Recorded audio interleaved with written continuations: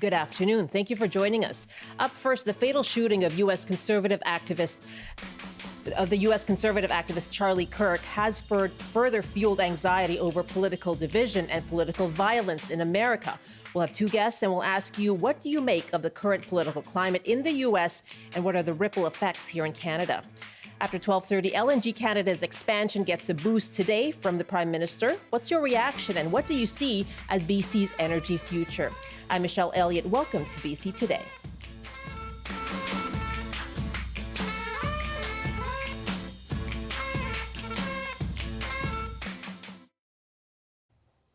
We are going to dig deeper into the aftermath of the killing of conservative activist Charlie Kirk. But first, the latest on the manhunt. In a major development, the FBI has posted images on social media of what they are calling a person of interest. They've also recovered a weapon they believe was used in the shooting. Robert Bowles is the FBI special agent in charge of the case. This morning, I can tell you that we have recovered what we believe is the weapon that was used in yesterday's shooting. It is a high-powered bolt-action rifle. That rifle was recovered in a wooded area where the shooter had fled. So the FBI laboratory will be analyzing this weapon. Well, the manhunt began after the fatal shooting of Kirk yesterday at a Utah University campus. Kirk was a 31-year-old social media commentator and an ally of U.S. President Donald Trump. A single shot rang out when he was answering a question, which led to the crowd fleeing in panic. 2 people were arrested yesterday and later released. We'll talk more now about Charlie Kirk. And he was an activist and close ally of President Donald Trump. He played an influential role in rallying young Republican voters. He was a founder of the conservative youth organization Turning Point USA, and he died while on a tour of university campuses discussing his conservative political views.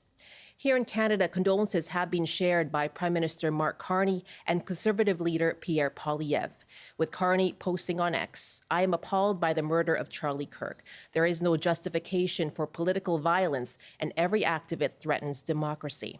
My thoughts and prayers are with his family, friends, and loved ones." Poilievre stated on X today, Charlie Kirk was a 31-year-old father of 2, mercilessly assassinated yesterday on a university campus for simply expressing his views. We must unite around this important principle. Political violence is never acceptable. Freedom of speech and expression must be protected. My prayers are with his wife, his children, and all who loved him. Now, Kirk's death is fueling anxiety about the state of political discourse and the rise of political violence in the U.S. And we're going to have a discussion about that. And we're asking you, what do you make of the political climate currently in the United States? And what do you see are the ripple effects here in Canada? You can call us now. Just hit pound 690 on your cell phone, or you can dial 1-800-825-5950, 604-669-3733. You can also email bctoday@cbc.ca, and we are live on TikTok as well.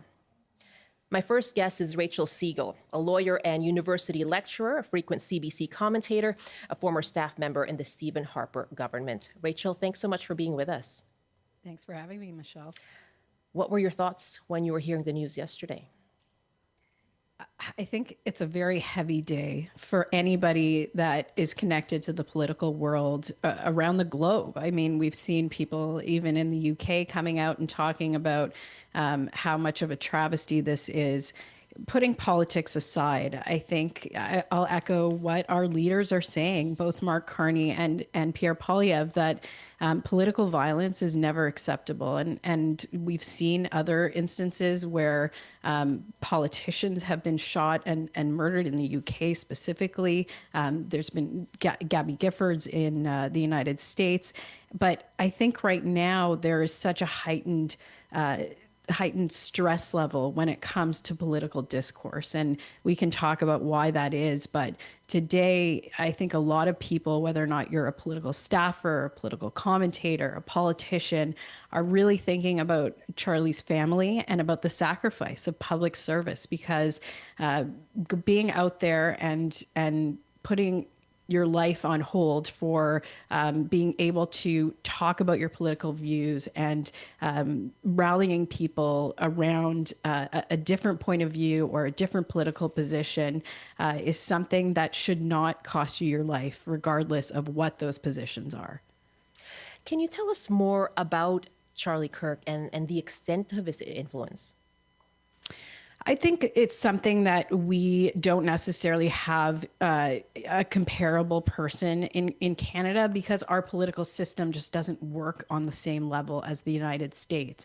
I mean, Charlie Kirk's ability to rally the younger vote in the United States was a really valuable thing politically, but B, something that people aren't typically able to do. We've seen it in terms of the youth vote in Canada a little bit when it came to the provincial election in British Columbia and younger people going to the Conservatives. Federally, we saw a similar type of thing, but the scale that Charlie Kirk was able to do it on and globally, I mean, his organization had chapters around the world that really focused on bringing youth into a very right-leaning conservative movement, which historically we haven't really seen that alignment. And so when we look at the close relationship between him and President Trump, Charlie played a very strategic role for the MAGA movement in the United States. He was able to rally a group of people that typically don't vote right, and over many years was able to funnel them into voting for Donald Trump. And so this will be a strategically difficult thing for them moving forward. And in the next election, how you recreate the impact that he's had on younger people in the United States. And Rachel, do you have a sense as to how well known he is among young people here in BC and Canada? It's a great question. I think there's a lot of people that were aware of Charlie Kirk. I think there's a lot more people today that are aware of him.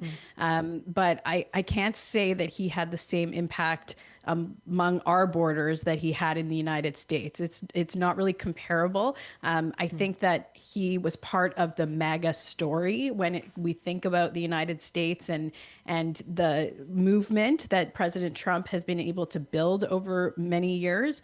But I'm not sure that his influence penetrated the 49th parallel as much as it did youth in the U.S. Okay. And you talked about the political discourse and the state of political discourse right now. What does this reflect about politics and divisiveness and divisions in the United States?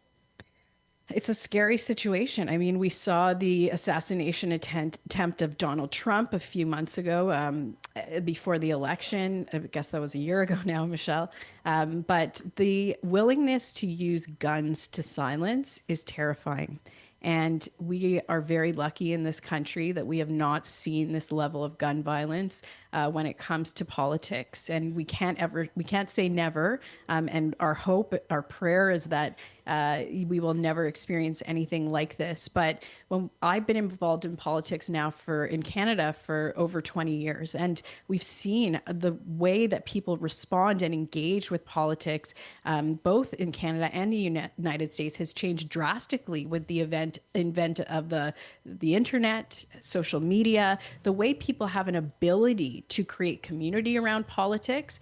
They have the ability to engage with it has changed drastically for the good and for the bad. And so this is a wake-up call for the United States to take these threats seriously. It's a wake-up call for people that work in the political realm that we are getting to a pressure point where divisiveness has become a gateway to violence in some situations. And the United States is going to have to really look at this and try and figure out how they can start building bridges. I don't know if it's possible, but that'll be our hope. That question of building bridges, we are asking our audience as well, what do you make of the current political climate in the United States, and what do you see are the ripple effects here in Canada? Our numbers again are 1-800-825-5950, 604-669-3733.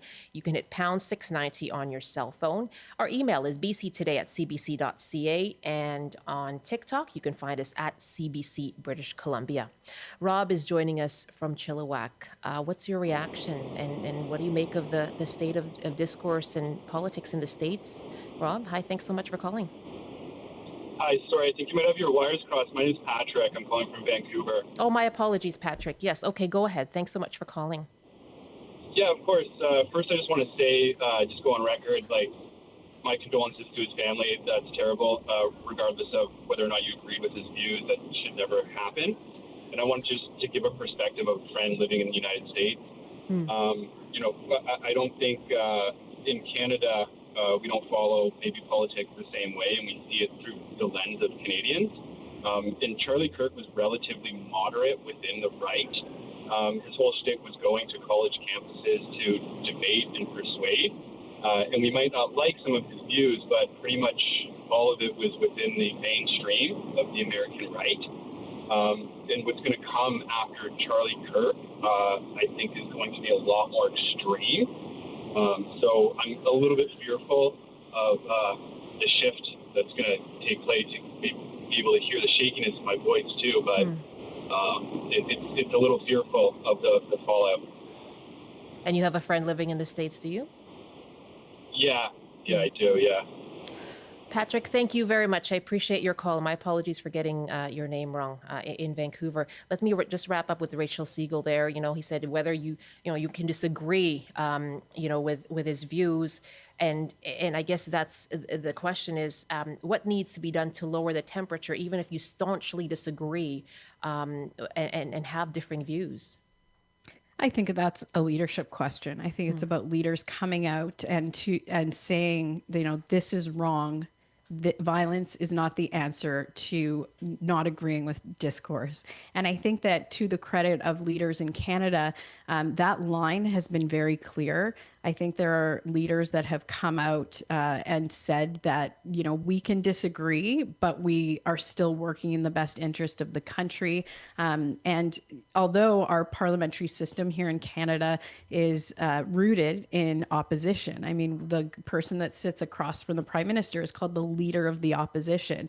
But we've done a great job in this country of keeping that within the House, that discourse being about policy issues and not personal. And that's something that greatly sets us apart from our American counterparts. And to echo what the caller said, the fact that this is a moderate in the United States is something that is just not comparable to Canada and what's happening here in our political, on our political web of where people stand. And so I think Canadians should think about this in the context of how lucky we are that we have more discourse and respectful discourse in this country. Rachel, thank you so much. I really appreciate your taking the time with us this afternoon. Absolutely. Thanks, Michelle. That's Rachel Segal, who is a lecturer at a university lecturer, a lawyer, and a frequent CBC commentator, former staff member in the Stephen Harper government as well. We have been asking you, what do you make of the current political climate in the U.S., and what do you see as the ripple effects here? And our numbers again are 1-800-825-5950, 604-669-3733. You can also just hit pound 690 on your cell phone. Our email is bctoday@cbc.ca, or leave a comment on our TikTok Live. Joining me now is Zach Beauchamp, a senior correspondent with Vox, where he covers democracy and right-wing populism. He's also the author of The Reactionary Spirit: How America's Most Insidious Political Tradition Swept the World. Zach, good afternoon. Thanks so much for joining us. Hey, thanks for having me. How would you describe the mood right now in the United States? How many different synonyms for bad do you want me to read off of a dictionary? Because that's where we're at. I mean, look, contrary to what your last caller and guest suggested, Charlie Kirk was not a moderate. Charlie Kirk was a man who, in many ways, did a moderate style of politics in the sense that he would go and debate with people. But his opinions We're extremely right-wing. I think what they were saying was within the right wing sphere. That's not true either. Kirk was a leader of the hard right faction inside the Republican Party. He is not, even by sort of the standards of the Republican Party, he was not anyone's moderate. Right, which is in part, I think, important not because, just as a matter of factual accuracy, but because it speaks to who his allies were. Right, he was very close, a personal friend with Donald Trump Jr., who's one of the more hardline members of the Trump administration. Right, Kirk, well, he's not in the Trump administration, but a sort of advisor, informal ally to a partner to in that world. Right, Kirk was someone who's very important to the aggressive culture warrior, we need to crush the left strand of the Republican Party. Right, he wasn't someone who was calling for peace and mutual accommodation, even though his method was political discourse. I mean, you listen to his shows and you listen to the things that he said about his political opponents, about how he was calling just recently for deploying federal forces in all Democrat-run cities, Democrat-run being the sort of slur-ish, slur-light way the Republicans talk about Democratic cities or liberal cities. He was that's the space that he occupied, which is not to say that he deserved to be killed. I've written multiple times, political violence is unacceptable. No one should be killed. No one should be murdered. That was the thrust of the piece that I wrote about this. And that celebrating violence is ghoulish and unacceptable and dangerous for a polity. Rather, it's to understand what is unfolding now, is that Kirk's death has set off many of the most confrontational voices in the Republican Party, the ones who want to use the power of the state as much as they can to crush the opposition. And if you watch Trump's speech last night, his tone was very similar to the kinds of aggressive things that you're seeing from Trump supporters on social media. Let me ask you then, so what we heard from Rachel was the role of leadership, right, in toning down the rhetoric. So where do you go from here when you have rhetoric coming from the President of the United States? There was an attempt at a moment of silence on the House House floor yesterday that descended into shouting. So where does the leadership fall in this? This is one of the deep problems of American politics right now, right? It's that the big problem is deep political polarization producing and culminating in the elevation of someone who wishes to, I mean, by any stretch of the definition, is illiberal, anti-liberal, right? And wants to use the power of the state against his enemies and has already done so, right? And that person was able to seize control of the Republican Party is a testament to the mutual distrust that's taken root in both parties, I think to different degrees and in different ways, but there's a lack of mutual respect and a deep, deep, deep, deep suspicion of the other side embedded in American politics. So what you need right now is a sense on both sides of people calling for calm, calling for a need to not have a violent politics. The problem is that Trump is characteristically not capable of that. I think there are many people in the Republican Party who are. Trump is not. And if you again watch his speech last night that he was given, he talks about rooting out any organizations that may have been affiliated with the shooters. He blamed political violence exclusively on the left, when the overwhelming majority of violent political acts in the U.S. in the past 10 years have been perpetrated by people affiliated with the political right. This is not to say that the right is the only people to blame. They're the only ones at fault. Polarization is one-sided. None of those things are true, right? But we don't know the identity of the shooter. No. And what has kept violence from escalating in democracies in the past when leaders have been targeted is a sense that everyone in the political mainstream opposes this and nobody thinks of it as representative of their political opposition. Let me right? just... go ahead. Pardon me. That's what keeps things in balance. Zach, and I'm worried that we don't have that restraint. My guest is Zach Beauchamp, senior correspondent with Vox. Let's take a call here as we ask you what are your thoughts on the current political climate in the U.S. And Anton is on the line now. Hi, Anton. Hi, Michelle. How are you doing? I am fine. Thank you for calling. Thank you. Yeah, no problem. Of course, I had to call on this. Absolutely. Yeah, I wanted to point out that Rachel Segal didn't mention the killing of Melissa Hortman and her husband recently, which is a bit telling of that cast. But my reaction really is to First of all, this is not a current situation. This is a situation that's been brewing for decades. And I think where it comes from is that the rising inequality in the United States is one factor of it, which both Republicans and the Democrats are responsible for because they both have been governments.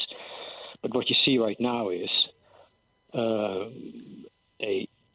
what your other guest says, deep polarization. We've all witnessed it. And, you know, my family background is that my family were the victims of Nazi fascism during World War II. And therefore, I have really zero tolerance for anyone promoting, defending fascism. And that was exactly what Kirk was doing. And I really have a problem, too, when people like Kirk are being called conservatives. Conservatives is profoundly something different than fascism. What he was saying was, if you go on X, it's horrible. So we have to be really clear about that. And if we're not, we're fooling ourselves. Because if we don't make it clear, we don't understand the threat to our democracy. So we have to call it as it is, what these kinds of forces are. And what you see in what Segal said, it's about leadership. Well, the leadership, we see that in Canada too, but also in especially in the United States, they want a fight. And I'm not sure if you've ever been in a real fight, a street fight. There's two things you can do. You can run fast, or you have to run really fast, or you have to fight. And I think when war is on your doorstep, you have to deal with it. Anton, thank you so much for the call. That's Anton at Bowen Island. What goes through your mind listening to his points there, Zach? Well, a few things. I mean, like Anton, I come from a background. My grandparents are Holocaust survivors, and that's really shaped the way that I've thought about these sorts of challenges. And look, at this point in the Trump administration, I don't have any problem with people using the language of fascism to describe the policy agenda. It's not usually what I would use it, but only because it's imprecise, right? Not because it's wrong directionally, right? But I think the key issue here, though, is that this isn't really about, the sort of broad disputes about the Trump administration or a broad assessment of their agenda, which I have an overwhelmingly negative impression of. We've narrowed down American politics in the past day to a singular point of, will this be the flashpoint that sets off increasingly aggressive state efforts to repress the political opposition, or does it set off a wave of retaliatory violence that creates a sort of low-level, low-running, not exactly insurgency, but tit-for-tat militant or terrorist escalation, a long-running level of civil violence akin to something like Italy's Years of Lead. This is the sort of most common analogy. The Ireland during the Troubles, Northern Ireland during the Troubles is another one that political scientists like to use. That is the immediate question that we're faced right now with Charlie Kirk, and sort of the question of how to understand the forces that he was involved in the Trump administration is relevant in the moment, in the sense that it makes us wonder whether or not they will work to tamp down on these things or exacerbate them by using it as a pretext to try to continue an assault on the political opposition. Zach, it's very... Oh, sorry, go ahead. I feel really sad saying this, right? It's like, this is not the United States I grew up in. It's not the country I'm used to writing about. But I've written about countries elsewhere that have descended into authoritarianism. I've been there on the ground. I know what it's like when I see it. And now it's just happening to my country. I can hear the sadness in your voice, Zach. Thank you very much for taking the time with us this afternoon. Thank you. That is Zach Beauchamp, senior correspondent with Vox, where he covers democracy and right-wing populism. He's also the author of The Reactionary Spirit: How America's Most Insidious Political Tradition Swept the World.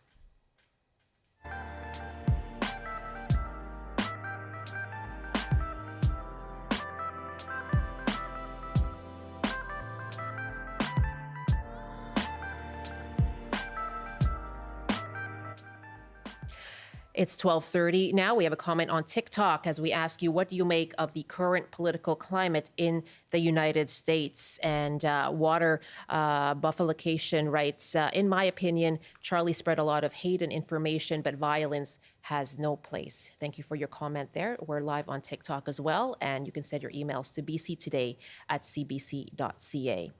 Coming up in our next half hour, we will talk about the infrastructure projects that have gotten the green light from Prime Minister Mark Carney, and one of them involves British Columbia and LNG here. We'll ask you for your reaction and what you see as the future of energy in BC. That conversation with Nathan Cullen after the CBC News Update with Robert Zimmerman. Good afternoon. Prime Minister Mark Carney has announced the first set of 5 major projects aimed at kickstarting the economy and reducing reliance on the United States. 2 of the 5 projects will be in BC. They are the LNG Canada terminal expansion in Kitimat and the expansion of the Red Chris mine in the northwest of the province. 1 man is dead after a shooting in Burnaby last night that investigators are calling a possible targeted attack. Police are trying to figure out if a burning vehicle found nearby is connected. There's no word on a possible motive or arrests. And U.S. and Canadian officials, first responders, and military members gathered in Peace Arch Park today to commemorate the September 11th terror attack. It was 24 years ago when terrorists hijacked 4 jetliners, crashing 2 into the Twin Towers of the World Trade Center. Almost 3,000 people were killed. U.S. Consulate General Sean Crowley paid his respects to all those who lost their lives and the many who risked their lives to help them. And now the forecast on the north coast. Cloudy this afternoon with rain and gusty winds and a high of 15. Highs around 26 with a mix of sun and cloud and local smoke in the Peace. In the central interior, including Prince George, mainly sunny and smoky with a high of 25. In the Boundary and Kootenay regions, a mix of sun and cloud with local smoke and a high of 28. In the southern interior, including Kelowna, sunny and clear with a high of 27 degrees. And for Metro Vancouver, Greater Victoria, and the Fraser Valley, mostly sunny today with highs up to 20 degrees. That's your CBC News Update from Vancouver. Thank you so much, Rob. That is Rob Zimmerman in the CBC Vancouver newsroom. It's 12:33. You're with BC Today here on CBC, live as well on CBC Television, and we're live streaming on YouTube and on TikTok. I'm Michelle Elliott. Thanks for being with us. And coming up on CBC Radio in Metro Vancouver, here's what Gloria has in store on the Coast. Michelle, hi, it's Gloria Makarenko here, and I hope you can join us for On the Coast this afternoon. We are going to talk about airline tickets, yes, and how companies decide their prices. If you've ever found yourself online, maybe you see a price on one website and then you see it jump higher when you go to purchase your ticket, you are going to want to tune in. A representative of Flair Airlines is going to join us here in studio. We're also going to hear more about the federal government's big nation-building project announcements. We do know now that a new pipeline is not going to be part of Mark Carney's initial plan. But Tim Hodgson, the Minister of Energy and Natural Resources, is going to join us this afternoon to talk more about the potential impact here in British Columbia. So join us between 3 and 6 for On the Coast. Gloria, thank you very much. Again, that's Gloria Makarenko. You can hear her on the Coast on CBC Radio 1 in Metro Vancouver or the CBC News app. And of course, your local afternoon shows in your part of the province.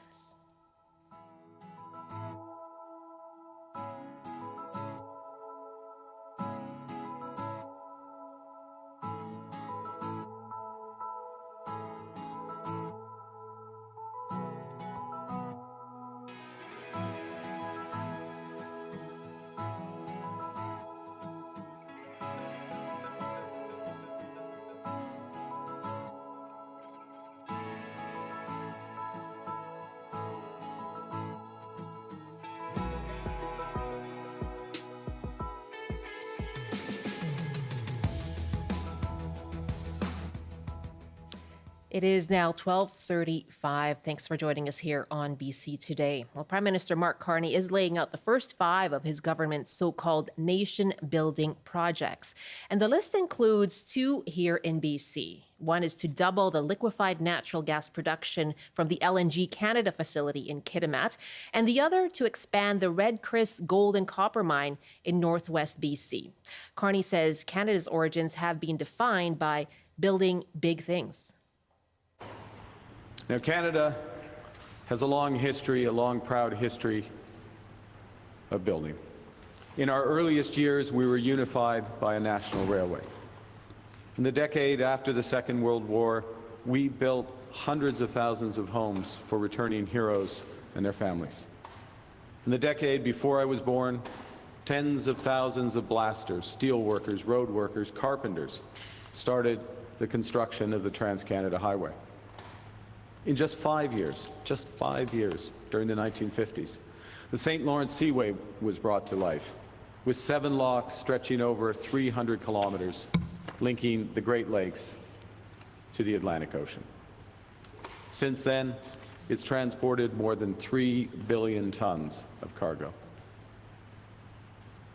A few years later, Canada built Expo 67, the World's Fair, which went from concept to completion in just 4 years.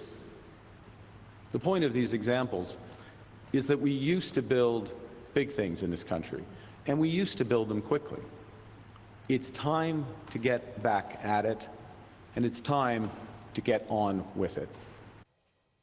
That is Mark Carney speaking earlier today in Edmonton. Now, today we're asking you, what are your thoughts and your reaction to the list of projects Carney's government is prioritizing? And what do you see as the future of energy in BC?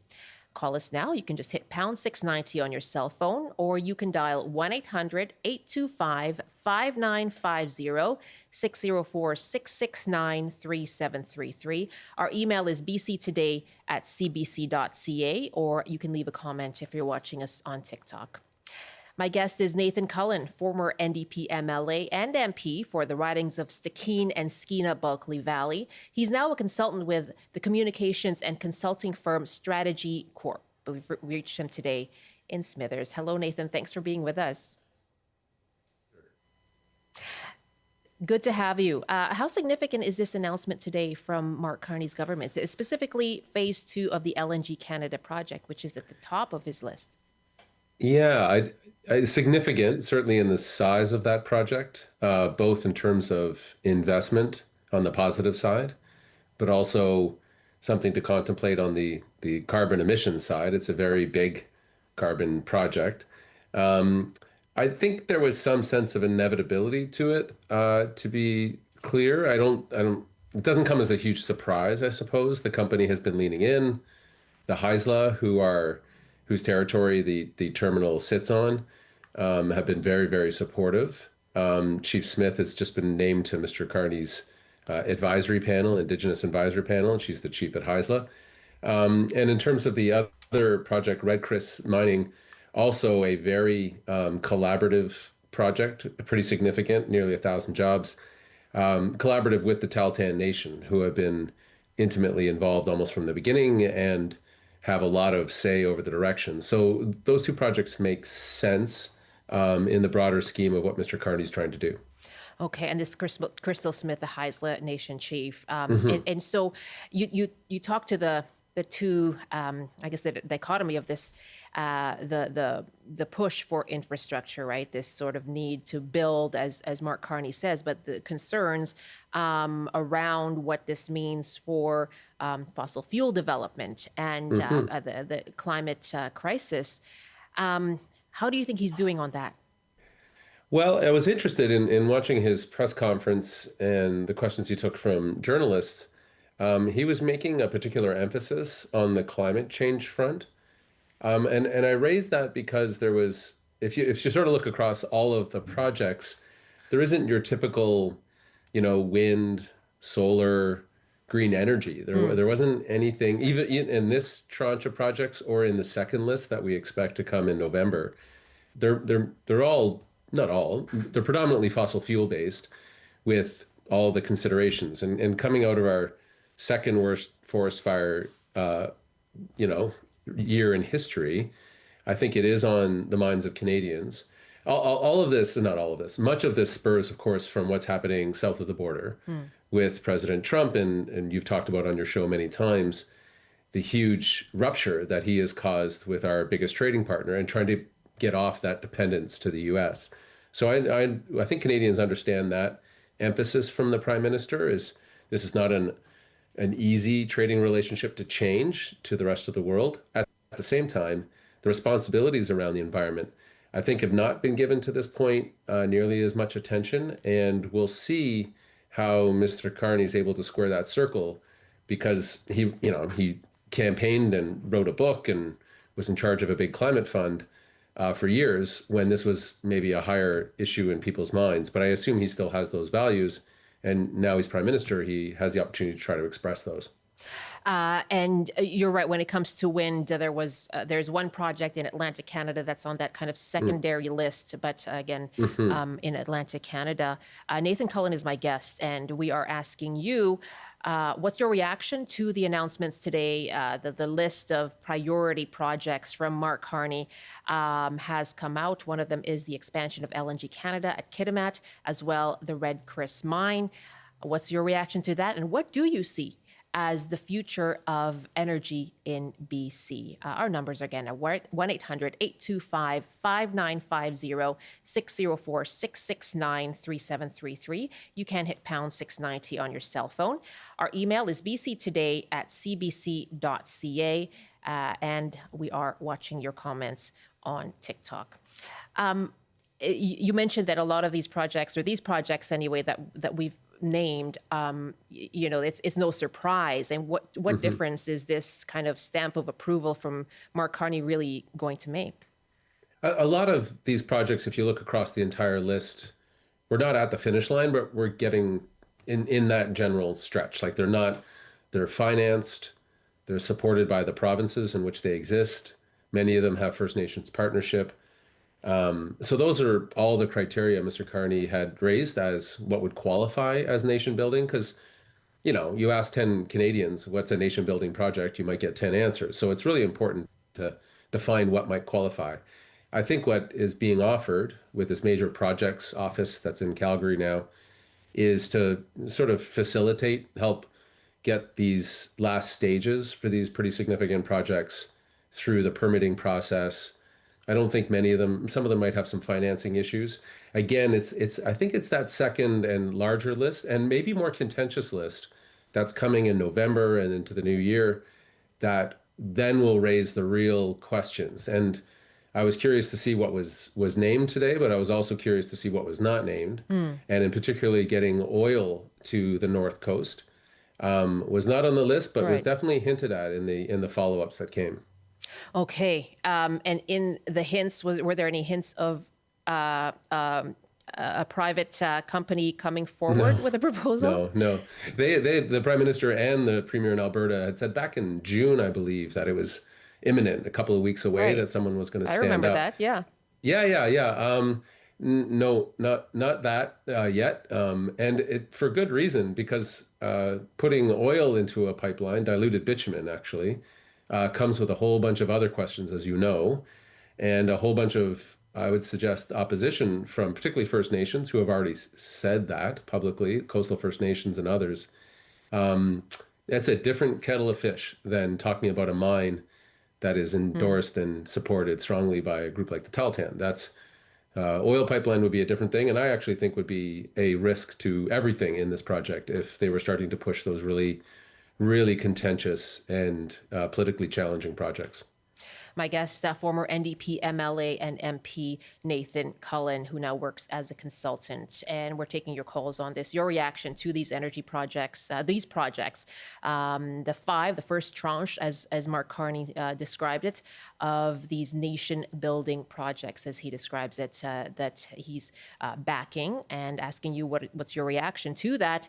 As well, what do you see as the future of energy in BC? Our numbers again, 604-669-3733, 1-800-825-5950, or you can hit pound 690 on your cell phone.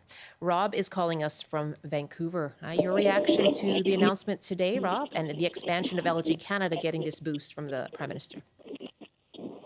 My reaction is this is terrible. This is insanity.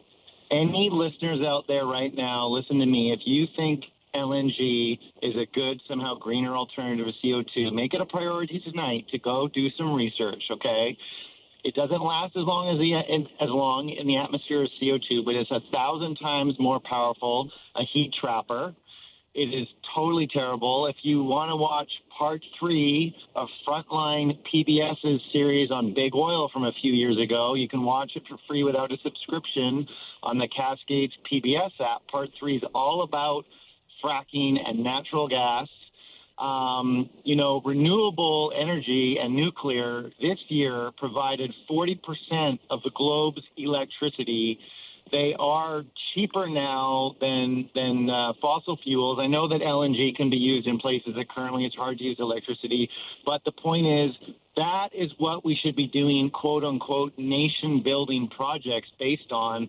This is all about wealthy, rich people wanting to make money and swaying your Liberal Party to approve an LNG project. And yeah, First Nations might want it because they're often impoverished, and they need the money, and I have empathy for them. But this is a total mistake, and it's just marching us down the path. I don't know why people are having babies, just to go on a side note. If you're having children right now, you're insane because they are going to see the shit hit the fan in their lifetime. Rob, thank you for the call. I'm going to jump off his point about renewables and nuclear, as he said there, in terms of the role they play. LNG, the markets, Nathan, would be, this would be exported to Asian markets, but we've seen China kind of really ramp up its electrification. So how far down the road do you see that demand for liquefied natural gas here in BC? In this, the amount of money that goes into these projects, the amount of cost outside of money, as Rob was talking about in terms of greenhouse gas emissions, are real and significant. So if you're building them, what's your plan for both of those things? Do you have a market that's viable for the next 30, 40 years? And do you have a plan for all of this extra emission that you're putting out in the atmosphere? The market's been softened for sure. A lot of LNG came online altogether. Australia ran into a bunch of trouble with it. Canada's pretty late to the show. The US and others in the Middle East have jumped ahead. There does seem to be enough. And one of the conditions, if you were to build more LNG beyond the LNG Canada project, is that you need to have supplier contracts. Someone's putting on the dotted line, I will buy this, and I will buy this for so much time at such a price. But it similar to oil, the prices have not been where you would have expected them. And there's lots of reasons for it, but the viability economically is something that the government should have a clearer eye to, because otherwise you're promoting and supporting and building things that aren't going to be viable 10, 20 years later. We have a comment on TikTok. Hussein writes, BC needs way more jobs, and those jobs always work with a moving economy. Thanks so much for your comment, Hussein. That's on TikTok. You can catch us there at CBC British Columbia. Our phone numbers, if you want to call us too, with your reaction and your thoughts on the energy future for British Columbia, 604-669-3733, 1-800-825-5950, or just hit pound 690 on your cell phone. And Rob is next now in Chilliwack. Hi, Rob. Thanks very much. Good afternoon, Michelle. Good afternoon, Mr. Cullen. First of all, I'm very pleased that British Columbia received 2 of these major projects. That aside, we should be a world player in the LNG industry. It's so ironic to me that we get this now from Mr. Carney, the Prime Minister. But during Christy Clark's tenure, they promoted this. We would have been a world player, like I say, but ironically, the NDP back then, they kiboshed. They didn't want anything to do. They actually mocked LNG. And now, ironically, they're all for it. I find that rather reprehensible. Personally, I agree with your first caller. I didn't agree with his language, by the way, but I agree that we do need nuclear power. That is the future. I believe wholeheartedly. Oil is going to be around a long time, by the way.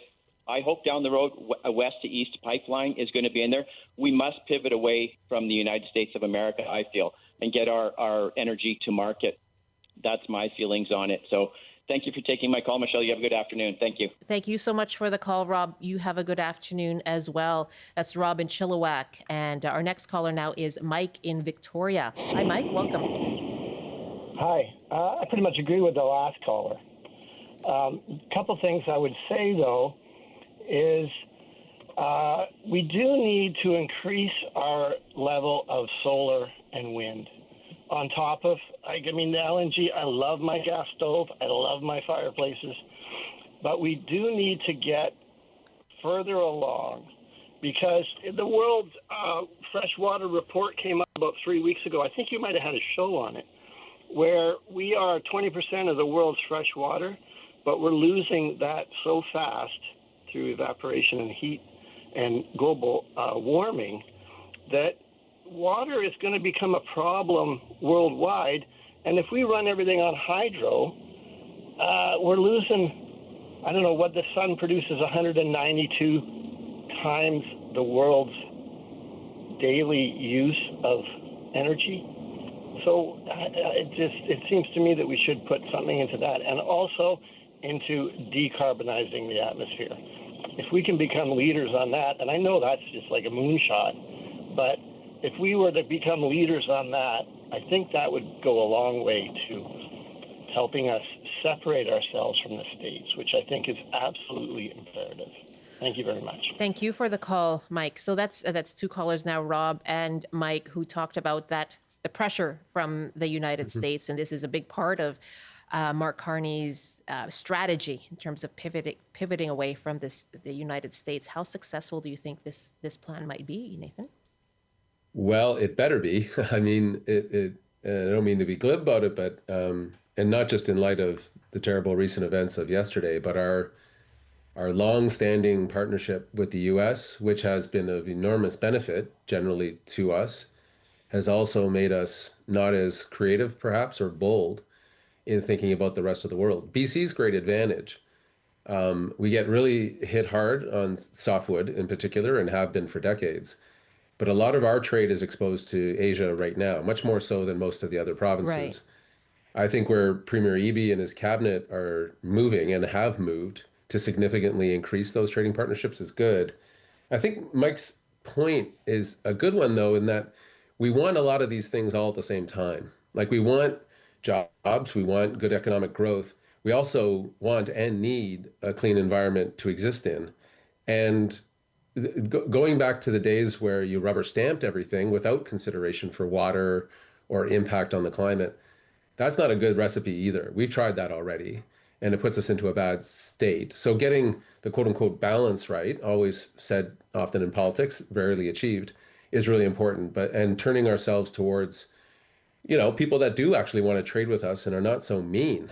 I mean, I just don't understand how we've gotten to this place with this president, where he's much more favorable to clear opponents of the U.S. than he is to longstanding allies and friends like us. Now, you've been involved with, for example, when you were an MP back in 2020, you were tasked with de-escalating the tensions between the province and the Wet'suwet'en hereditary chiefs over the Coastal GasLink pipeline. Do you foresee opposition down the line? Like, is this going to be delayed? Well, phase 2 of this of the LNG project it requires some upgrading on the compressor stations that compress the gas along the way. Doesn't require a new pipeline. So the impact of that and the challenge and controversy that happened around that part of the project isn't the same. It's a bunch of work in Kitimat for sure.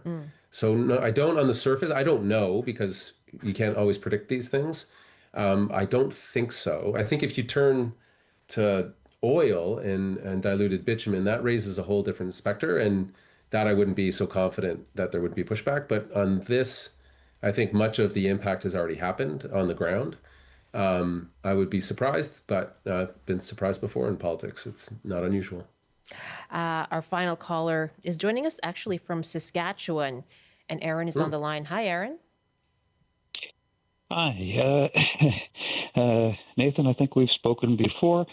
My point that I would make is I am wondering why we are continuing to go down this path of further fossil fuel projects in a time where, one, China and other countries are moving away towards renewable energy independence, and this is going to affect the long-term viability of projects like this, and that neither BC or Canada is taking its commitment seriously to meet our emissions reduction targets, and the costs continue to mount. Good to hear from you in Saskatchewan area. Thank you so much for joining us. And so, Nathan, I know that there's conversation, and the climate change comes up in Mark Carney's rhetoric and his press conferences. But how committed do you think this government is to fighting climate change? Yeah, Canada's not had a great record. I mean, over successive governments, not with the most recently elected, of making fairly bold promises and not meeting any of them. They look unlikely to meet the most recent targets. And he talked about that in his speech today, of moving away from targets to ambitions or results. I forget the actual terminology. Aaron's right. I mean, the cost of solar and wind has dropped dramatically, and China in particular is investing multiples of dollars compared to every other nation into that. And they're doing it for a reason, which is that energy security and sovereignty that you look for. You don't want to be beholden on somebody else to make your economy go. And energy, as we see with advanced AI and everything else, is going to continue to be a huge demand. Powering all of that with oil and gas, or gas predominantly, or other forms of carbon, would be a disastrous plan for the globe. And so Canada has great wealth, and it's not just in oil and gas. We have an enormous amount of resource available to us in renewable energies. And I suspect Mr. Carney thinks about these things, but in this first iteration, other than that relatively small effort on the East Coast, I think balancing it out with much stronger emphasis on the clean energy, clean tech, those kinds of things could be super positive and create the jobs that we're all needing and talking about, but just in a way that doesn't leave us so fearful of the future. Nathan Cullen, always good to speak with you. Thank you so much. It's my pleasure. Nice to be here. Nathan Cullen, former NDP MLA and MP in northern BC. Joanne wrote us, once again, the economy trumps humanity. I'm not sure how climate change can be addressed while extraction through mining and fracking is being ignored. That's Joanne, who is a Glackley Tenay First Nation elder. Thank you for your email, bctoday@cbc.ca. And my thanks to everyone who called in and joined the discussion. Again, you can always send us your thoughts, bctoday@cbc.ca.